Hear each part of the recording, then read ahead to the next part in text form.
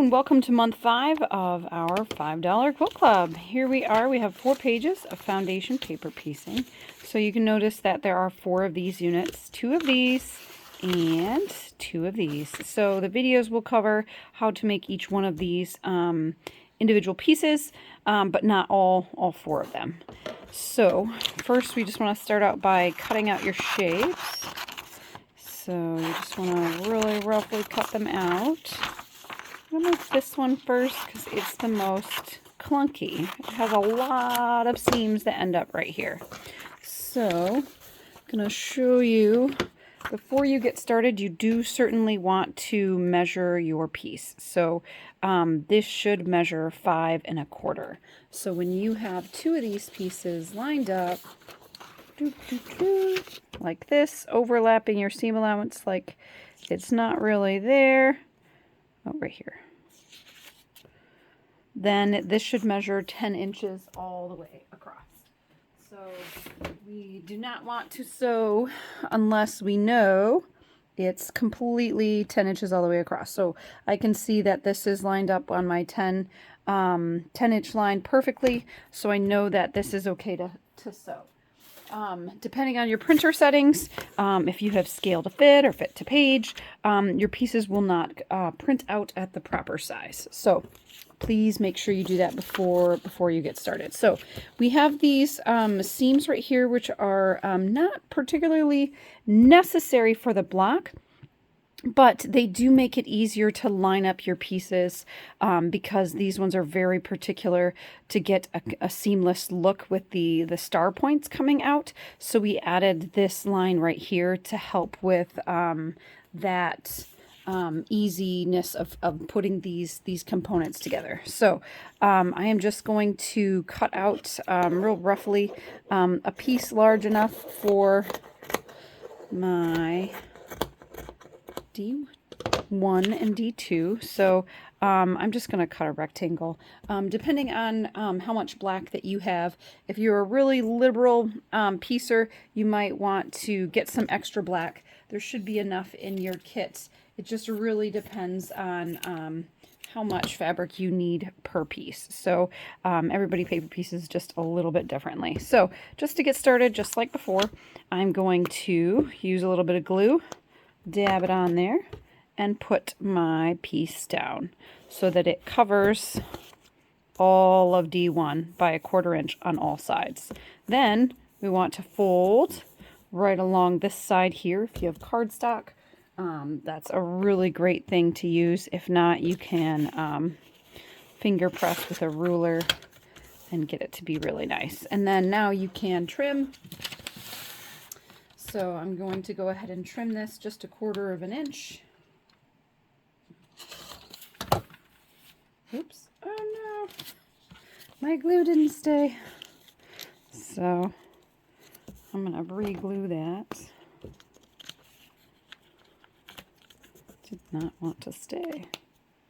Okay, so 1/4 inch. Line it up with your next piece. Make sure that your underlying fabric underneath here has enough room to cover all of this shape once it is folded under. Since this is symmetrical, it's really nice because the lines line up so you can tell, yeah, it's overkill. There's a lot of fabric. So we're just going to start with this very, very straight line. If you have not changed your stitch length, go ahead and do it to 1.3, 1.5, somewhere around there, and then go ahead and stitch all the way down. Make sure you go all the way into the seam allowances right here. You want to stitch clear across, and then you can open up your piece and press that. You can use handy dandy roller like so, or you can press it with a hot iron. I still prefer the hot iron. It just seems to get it a little bit flatter for me. But the seam rollers certainly do a nice job if you don't have power, or if you're traveling. It's a lot easier to take a roller than it is an iron. Okay, so we have D1 and D2 done. So now we need to work on D3, which is a light yellow. So I'm going to be diverting from the plan here And I'm going to make a purple one. So it is so much easier to fold on those lines if you use a ruler or cardstock, whatever you have handy.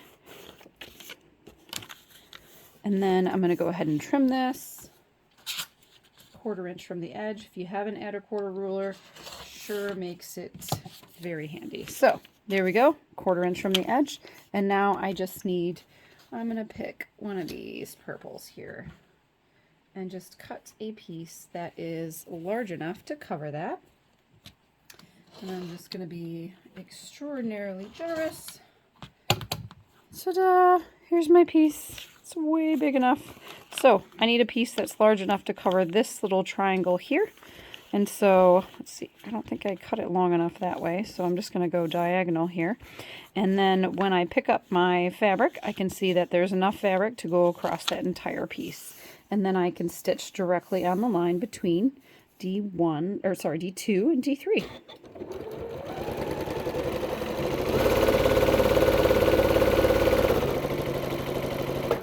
All the way across the seam allowance.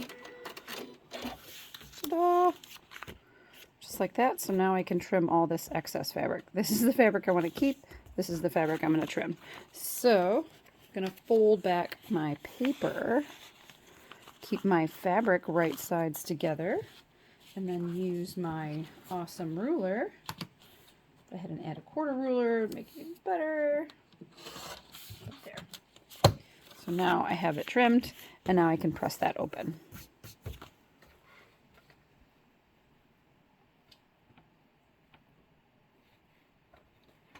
Okay, so now I'm going to do this one between D3 and D4. So I'm going to go ahead and fold my paper, just like that.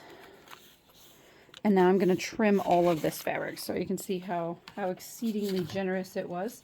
I'm going to go ahead and rip this paper here to make sure that that is folded as well. So it's okay to rip your paper off your... I gotta try to get all of this off because there's going to be so much bulk here. I don't want any of the paper being part of it. So I went ahead and took it off right there. And I folded this part down so that it's not in the way. So I'm going to be stitching all the way across this line here. So I'm going to cut 1/4 inch from there.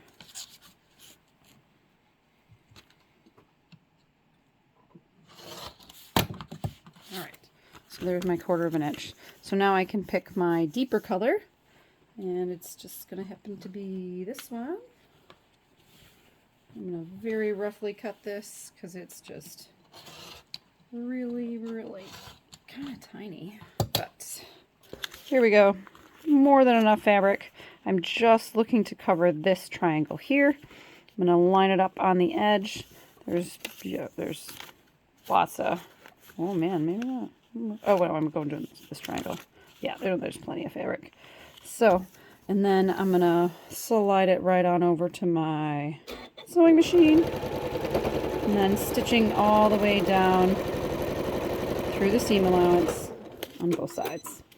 So, here we go. There's my line all stitched even here.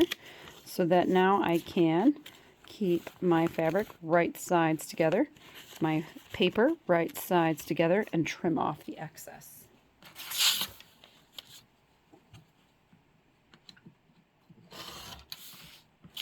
Okay, last little bit is black. So, oh, I forgot to press this. So I'm going to go ahead and press this. Make sure that you're pulling that all the way. You don't want to press it so that there's a bit of a overlap of your seam. You want it to be nice and tight against the seam there. Press it with a hot iron. There we go. So now I'm going to fold between D4. And this is D8, but I'm going to do it all at the same time. So I'm going to go ahead and do this one. And again, I'm going to fold this paper out of the way to make sure that that doesn't get stitched down. Try not to end up with all these little pieces on the floor. So, okay. So now I'm going to trim right there, 1/4 inch from the edge. Trimmed. So now I have just a little piece of black that I need to put there. And look at that. From my excess earlier, I can clearly use this piece here. So I'm going to fold it. I'm going to fold this, put it right sides together, make sure there's enough fabric on all sides to cover my piece, and then I can slide it over to my sewing machine and stitch away. All right, here we go. Got to press it open. Looking so good.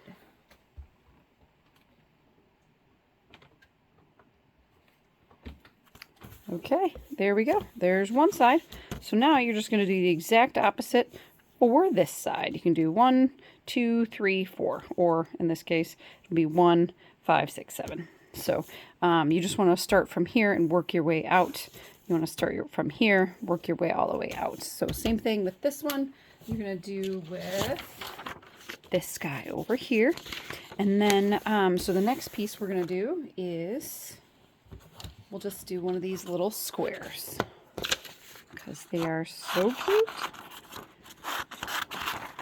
A little bit simpler than the other ones. Okay, roughly cut out. And again, I'm going to start with my glue stick. I'm going to make sure I have a piece that's large enough to cover that area. I'm going to be exceedingly generous so that it's the number one mistake with paper piecing is that you pick a piece of fabric that is too small for your shape. So H1 is this one right here. So I'm going to very liberally add glue because last time it came off. So I'm going to add that right here. Make sure that it covers the whole space. And lightly fold my paper. And now I can trim off the excess. So paper piecing can get kind of messy. So you might want to keep lots of trash cans nearby. Okay, there we go. So now I'm going to choose a fabric for my triangles. And I'm going to do it this blue purpley periwinkle color. So I'm going to very generously cut a piece. Ta-da! So perfect. Okay, so now I'm going to place this along here, and I can clearly see that there is enough fabric to cover this triangle here. So I'm going to go ahead and stitch all the way across between 1 and 2.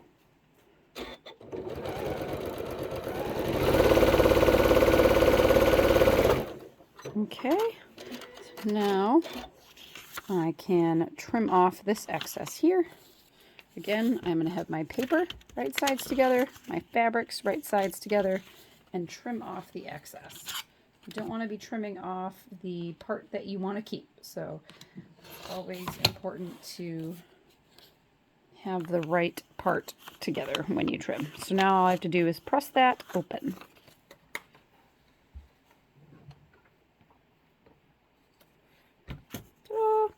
Okay, now we did H1 and H2. Now we're going to move on to H3. So we're going to fold on the line that we're going to be sewing. Now this is sewn down right here, but that's okay because you can just pull that up off and it should still be able to fold just like that. So now I can trim the excess.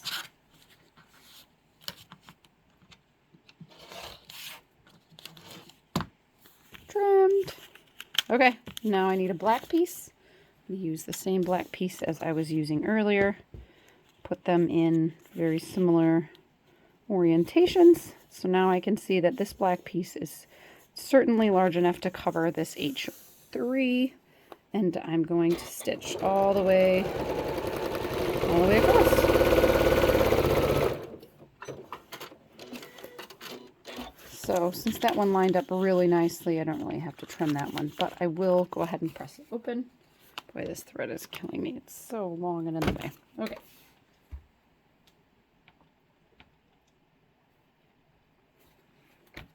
Pressed. Last one, H4. So for this one, you are definitely going to have to rip the paper, but that's Okay, so rip the paper. I just use normal copy paper because it's convenient and always on hand. There are definitely other paper piecing papers that are better than copy paper. They just tear a lot easier, and you don't get those little pieces that are kind of like stuck in the threads and never want to come out. Trimmed my 1/4 inch, and so now I need to use my last color, which is going to be this really pretty orchid. And so I'm going to cut a piece large enough.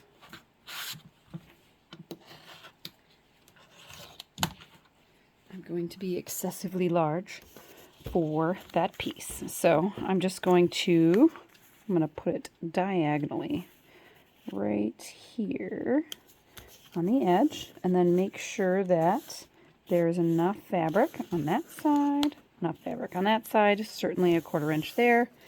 And now I'm going to fold down my paper and stitch all the way across. And that is how you do the corners. Uh-oh. Oh, it did cut. So I'm just going to trim this off. So if you want, you can use scissors and just follow your previous very perfect 1/4 inch line. Oops. And pretty good. So I can use that on my next piece. That's why I cut a large square, so that I can match that up. So when I do the next corner piece, that one will work for this piece. So now all I'm going to do is press that.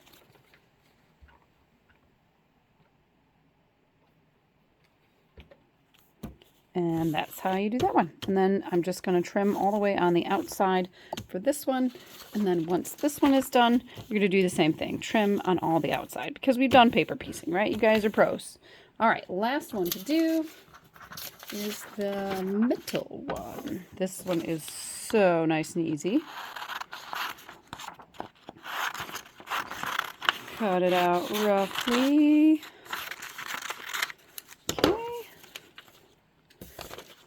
Okay, so now you can use one large black piece for this F1 and F2. If you don't want to do that center seam to make it easier to line up, and you just want to use one large piece of black, go for it. It's not a piece large enough in your kit, but you should be able to have enough to go across and use these pieces here. So I'm just going to show you that here is this one. That one covers that one, and then I'm just going to do that one again and cut that. Oops. Okay. So there's my two pieces I'm going to use for F1 and F2. And then now I have to pick one for these corner pieces here. So I'm going to make sure that I use the correct purple. So mine is a little bit different, so it's going to be facing this way. And then my corner piece is this way. So I want to make sure that I have the same purple lining up for here. So if you are using your own fabrics, or if you're using fabrics from the kit, make sure that when you lay these out that you have the same color right here. And you want to you can write on it so that you can say, okay, I want the dark purple. Or with the oranges that we're using, you can write down exactly what it is that you want there. But you want to do that on the backs, whatever side you're doing is. You want to make sure that they're always oriented the same way. So you can see that this is the same color here. So I made these templates in color so that you can use different fabrics and still use them. So that is how you would make sure that you use the same fabric for this little corner piece that's going to line up. So you can either lay them all out this way. So you're going to have the two pieces. Oh, I can't reach it. There we go. Okay, so these two pieces are going to make up the center, and then you have these ones here, and then you have your four corners. So you have, this is your center row, this is your bottom row, and then there's a top row using the same piece. Okay. Back to sewing. All right, see if I can find a tiny piece of purple. So that is excessively large. Don't need that much fabric, but it makes it a little bit easier because there's no way it's going to be too little. Okay, here's my glue stick. So starting with the glue, F1 is going to be black. So this glue seems to be less than effective, so I really kind of had to slather it on there. Okay, F1 to F2. Use your ruler. Go all the way across. And then grab your next piece. Line it up. Make sure it's large enough to cover all your sides. And you don't have any weird cuts in it that will end up being in your finished piece. So that's hanging off on the end, so I think I'll be okay.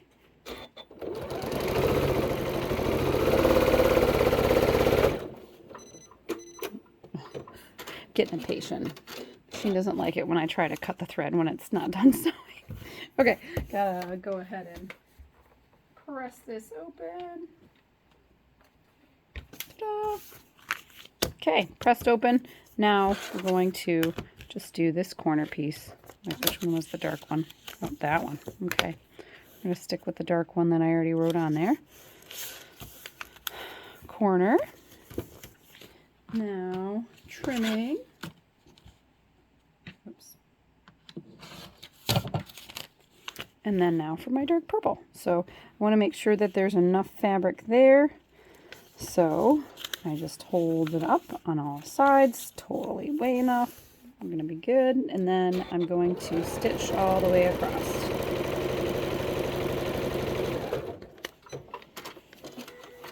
Okay, so this corner is exactly the same as that corner. And then I'm going to press that open.